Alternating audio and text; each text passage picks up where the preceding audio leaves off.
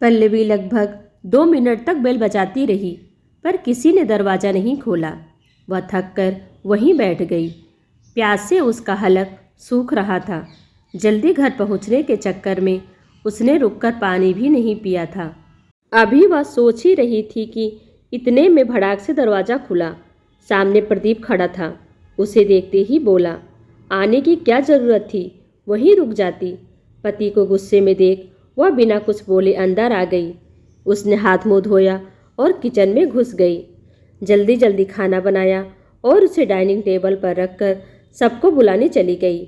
सास ससुर दोनों ने खाने से मना कर दिया। दोनों ननद और छोटा देवर सोने का नाटक करने लगे। अंत में वह पति के पास गई और बोली, आप तो चलकर खाना खा लीजिए, मुझे भूख नहीं है। अपने टाइम के हिसाब से बनाई हो तो जाकर खा लो भरपेट। भूख से बेहाल पल्लवी की आंखें भर आई। उसने एक नज़र मेज़ पर रखे खाने को देखा और एक गिलास पानी पीकर चुपचाप से सो गई। पल्लवी ने सास ससुर का ऐसा रूप पहले कभी नहीं देखा था। वह समझ गई थी कि यह भूचाल उसी को लेकर आया है। उसे देखते ही सास बोली, प्रदीप, अपने पत्नी को अच्छे से समझा दो कि बहुत हो गया और अब मनमानी नहीं चलेगा। इस घर में रहना है तो आँख के पानी को बचाकर रखे। पल्लवी ऑफिस जाने के लिए अलमारी से कपड़े निकाल रही थी। तभी प्रदीप दनदनाता कमरे में घुसा और एक सांस में बोल गया, पल्लवी, तुम्हें ऑफिस जाने की ज़रूरत नहीं है। तुम आज ही रिजाइन करोगी। क्या कह रहे हैं आप? मजाक तो नहीं कर रहे हैं? मजाक तो तुम मेरा बना रही हो। मौका क्या दे दिया, मुझे ही बेवकूफ़ बनाने लगी। 5 बजे की छुट्टी रात के 10 बजे होने लगी है। ऐसा नहीं है, ऑफिस में मीटिंग थी और अब महीने में 2 बार होगी। अच्छा, इसलिए तो कह रहा हूँ कि यह तुम्हारा ड्रामा देखकर ही अम्मा बाबूजी चाहते हैं कि तुम रिजाइन करो। कितनी मेहनत से मुझे ये नौकरी मिली है और आप लोग इतनी आसानी से इसे छोड़ने के लिए कह रहे हैं। एक बार आप उन्हें समझाओ तो सही। देखो पल्लवी, मैं अम्मा बाबूजी के खिलाफ एक शब्द नहीं बोल सकता। चाहे उनका निर्णय सही हो या गलत, यह मेरे उसूलों में नहीं है। बचपन से आज तक मैंने उनके हर फैसले को सिर झुकाकर स्वीकार किया है और मेरा मानना है कि तुम्हें भी मान लेना चाहिए। मैं यह कहाँ कह रही हूँ कि आप उनका विरोध कीजिए, पर उन्हें समझा तो सकते ही हैं आप। कहे तो मैं उनसे विनती करती हूँ, पल्लवी, अब तुम मुझे मत सीख दो कि मुझे क्या करना है क्या नहीं। उनकी इच्छा नहीं है तो तुम्हें रिजाइन करना ही होगा।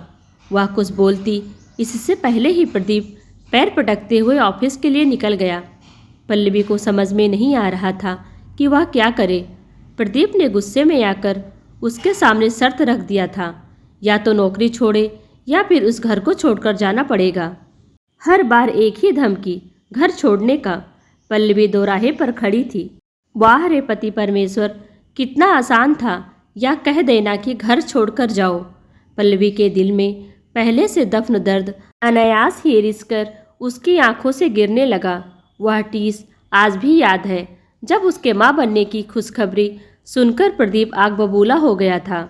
उसने उसे झटकते हुए कहा था, तुम्हारा इंटरव्यू होने वाला है और तुम इस बेकार के पसरे में पड़ना चाहती हो। बच्चे कभी भी हो जाएंगे, लेकिन नौकरी जब चाहोगी तब नहीं होगा। मन ममोस कर उसने अबॉर्शन करवा लिया था। परिवार वाले भाप न लें, इसके लिए उसे कितने पापड़ बेलने पड़े थे। कई बार तो उसे ससुराल वालों ने बांझ तक कह डाला था। सास प्रदीप पर उसे छोड़ने का दबाव भी बनाती रहती थी। पल्लवी ने पति और घर के लिए अपनी सारी खुशियों को जला डाला था। बहुत मेहनत के बाद उसे नौकरी मिल गई थी। घर की आर्थिक स्थिति तो अच्छी हो गई, लेकिन चाह कर पल्लवी कभी माँ नहीं बन पा रही थी। यह ठीक है कि यहाँ तक पहुँचने के लिए उसके पति ने साथ दिया था, उसका मनोबल बढ़ाया, लेकिन यह भी सच है कि उसे यहाँ तक आने के लिए अपनी सारी खुशियों का तिलान देना पड़ा है। जब न तब उसके सामने शर्तों का पहाड़ खड़ा कर दिया जाता है।